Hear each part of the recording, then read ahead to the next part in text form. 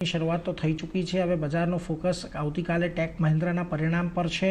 આ પરિણામથી શું અનુમાન બની રહ્યા છે તેની વિગત સાથે સહયોગી ચાંદની આપણી સાથે જોડાયા છે। જી ચાંદની, જણાવો ખાસ કરીને શું અનુમાન બનતા દેખાઈ રહ્યા છે ટેક મહિન્દ્રાના? ટેક મહિન્દ્રાના અનુમાનની વાત કરીએ QOQ બેસિસ પર કંપનીની આવક સાથે શરૂઆત કરીએ 3% વધારાનું અનુમાન છે। 13,351 કરોડથી 13,778 કરોડ પહોંચી શકે છે। સાથે જ નફાના ફ્રન્ટ પર જોઈએ પ્રોફિટ કંપનીનો 13% વધવાનું અનુમાન છે અને 1,141 કરોડથી વધી અને 1285 કરોડ પર ટેક મહિન્દ્રાનો નફો ત્રિમાસિક ધોરણે આપણને પહોંચતો બતાવી શકે છે। એબિટના ફ્રન્ટ પર જોઈએ તો 9% વધવાનું અનુમાન છે અને 1,477 કરોડ જે હતો ત્યાંથી વધી 1,609 કરોડ પર પહોંચી શકે છે।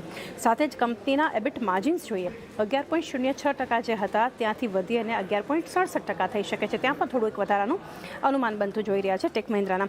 આ સિવાય સાથે એક સિક્વેન્શિયલ ગ્રોથ જે છે એના પર એક ખાસ ફોકસ રહેશે, કારણ કે જે કંપની અહીંયાથી એક એક્ઝિક્યુશન જોઈએ, લાર્જ ડીલ્સનું જે એક્ઝિક્યુશન આપણને જોવા મળ્યું છે, એન્ટરપ્રાઇઝિસ ટ્રેક્શન જે જોવા મળ્યું છે બેન્કિંગ અને રિટેલ સેગમેન્ટમાં, એ બધી અસર જે છે એમાં એક જે સુધારો આવતો દેખાડી રહ્યો છે આ બધામાં, તો એને એક ગ્રોથને ખાસ કરીને અહીંયાથી એક સપોર્ટ દેખાઈ શકે છે।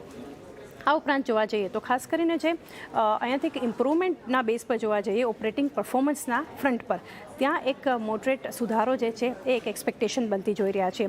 અન્ય અનુમાન જે ટેક મહિન્દ્રાના નંબર્સ પાસેથી બનતી જોઈ રહ્યા છે તો માર્જિન્સના ફ્રન્ટ પર જોઈએ તો QOQ બેસિસ પર જોઈએ ક્વાર્ટર ઓન ક્વાર્ટર બેસિસ પર તો એક સુધાર આપી શકે છે માર્જિન્સ, કારણ કે જે કોસ્ટ એફિશિયન્સીઝ છે અને સાથે ટોપલાઇન પરફોર્મન્સ જે બેટર જોઈ રહ્યા છે એની એક અસર પોઝિટિવ માર્જિન્સ પર દેખાઈ શકે છે। અને હેડકાઉન્ટ જે છે એક જોવા જઈએ તો ફ્લેટ રહેવાનું અનુમાન બનતું જોઈ રહ્યા છે। અન્ય કઈ બાબત પર ફોકસ રહેશે ટેક મહિન્દ્રાના?